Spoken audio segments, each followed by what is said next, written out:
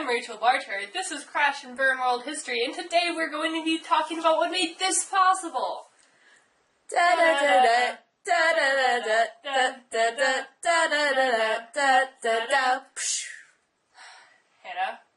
what was that?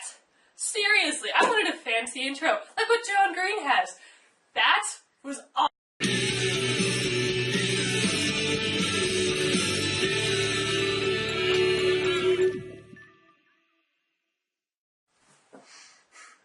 The Industrial Revolution changed many people's lifestyles. Women and children started working at factories for cheap wages, families would move from their farms to urban and crowded areas, and people started having a set workday. They would go to work at 8 a.m., leave by 5 p.m., and then wake up the next day to do the same thing. This lifestyle was much more structured and reliable than that of a farmer. Well-paid, healthy men were really expensive to factory owners, so they turned to the people of lesser worth in that day, the women and children.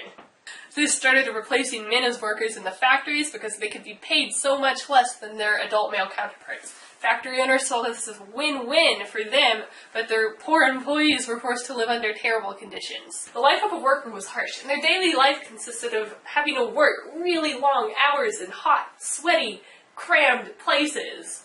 The children were used to crawl in small spaces in and between machinery. This obviously was incredibly dangerous. Because of non-existent safety code, many kids and adults died. In the Industrial Revolution, you had many new innovations being created. You had the first car being made and interchangeable parts being brought to society. Now it's time for the open letter.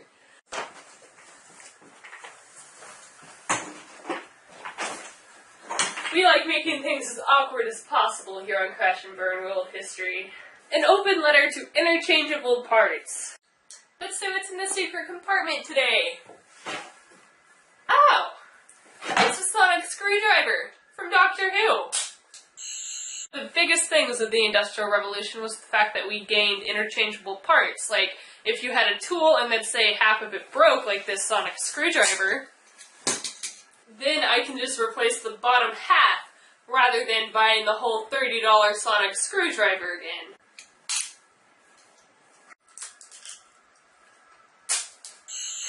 So interchangeable parts really helped people when they were buying machinery. You know, you didn't have to buy the whole expensive machine again.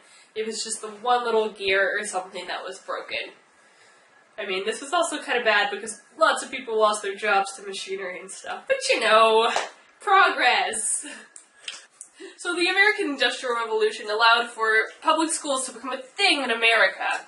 You had free education, meaning if you were in the lower classes or in poverty, you had a chance of bettering yourself and your life. Things such as Coca-Cola and Ford and some other companies that were created during the Industrial Revolution allowed for America to really prosper in world trade. Hi, this has been Crash and Burn World History. Our show is written by Hannah Craig and Jonathan Huang. And it's kinda sort of me. Yeah. Our producer is Hannah.